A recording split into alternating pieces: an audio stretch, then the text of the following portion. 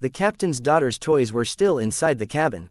That single detail disturbed investigators more than almost anything else aboard the Mary Celeste. Because it suggested the abandonment happened fast.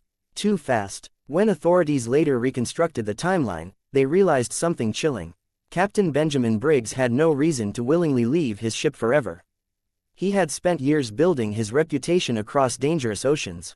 Fellow sailors trusted him completely. Records described him as cautious, educated, deeply religious, and obsessed with discipline at sea. He was exactly the type of captain who would fight to save his vessel. Yet in late 1872, Briggs made a decision investigators still cannot explain. The Mary Celeste departed New York carrying industrial alcohol bound for Italy. The cargo itself created serious risks.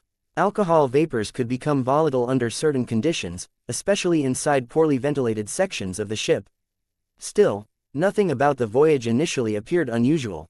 Weather conditions shifted periodically, but no catastrophic storm was documented near the ship's final known position.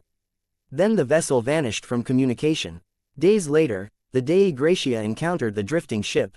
Captain David Morehouse immediately sensed danger. Experienced sailors notice small details ordinary people miss. The way a vessel moves.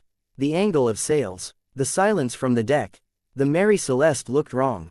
When boarding crews entered the ship, they found approximately 3.5 feet of water inside the hold. For modern audiences, that may sound catastrophic. But 19th-century cargo ships commonly carried some water inside their hulls. The pumps showed signs of mechanical trouble, however. That mattered. If Briggs believed the pumps failed while dangerous alcohol vapors spread below deck, he may have feared an explosion combined with flooding. Some historians believe that combination triggered panic. But another discovery complicated the theory. The ship remained remarkably seaworthy. Investigators later sailed the Mary Celeste successfully after recovering it. That raised an important question. Why abandon a ship still capable of surviving the Atlantic? Then came the navigational evidence. The sextant and marine chronometer were missing. Those items were essential for navigation and were likely taken intentionally into the lifeboat. That detail strongly suggested the crew expected to survive. They did not flee blindly. They believed they were making a temporary escape. One theory argues Briggs ordered everyone into the lifeboat while towing behind the ship using a rope. If weather conditions suddenly changed, the rope could have snapped, leaving the crew stranded helplessly as the Mary Celeste drifted away. That possibility horrified investigators because it required no murder, no sea monster, and no supernatural explanation. Just one terrible mistake. Yet critics questioned whether Briggs would truly risk his wife and young daughter in rough Atlantic waters unless the threat on board seemed immediate and deadly. And that brings investigators back to the cargo. Scientists later recreated conditions involving alcohol vapor explosions. In some experiments, pressure blasts occurred without leaving burn marks or major fire damage. Witnesses aboard the Mary Celeste recovery mission also described one hatch appearing displaced. Could Briggs have heard a sudden pressure blast below deck? Could the sound alone have convinced him the ship was moments from exploding?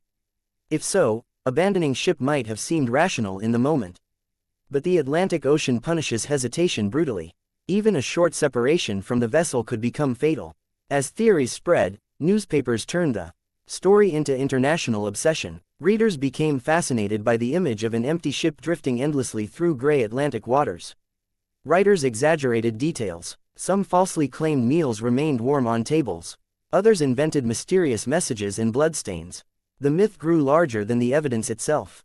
Still, the verified facts remained terrifying enough. 10 people disappeared forever without confirmed explanation. No distress signal was recovered. No survivors emerged. No bodies washed ashore connected conclusively to the case. The mystery also affected Captain Morehouse and the Dei Gratia crew. During salvage hearings, suspicion quietly surrounded them. Officials questioned whether foul play occurred for financial reward. But the inquiry produced no proof. Instead, investigators faced a more uncomfortable reality. Sometimes people vanish without leaving answers. For families, that uncertainty becomes its own form of torture. Benjamin Briggs' relatives spent years defending his reputation. They rejected theories portraying him as irrational or incompetent. And historians today largely agree. Briggs was experienced, which means whatever frightened him aboard the Mary Celeste must have felt terrifyingly real. That psychological element continues attracting modern investigators. Because the case forces an impossible question onto everyone who studies it. What could make a seasoned captain abandon safety, cargo, supplies, and shelter in the middle of the Atlantic Ocean? And why did none of them survive long enough to explain it? The Mary Celeste eventually continued sailing under new ownership after its recovery. But its reputation never recovered. Sailors whispered about the ship in ports for years. Some refused to step aboard similar vessels carrying volatile cargo. Others claimed the ocean itself had marked the ship forever. Today, the Mary Celeste remains one of the most studied ghost ships in history. Not because of what investigators found, but because of what they never did. No final message, no confirmed disaster, no bodies, just an abandoned vessel drifting through silence. And a mystery the Atlantic Ocean refuses to return.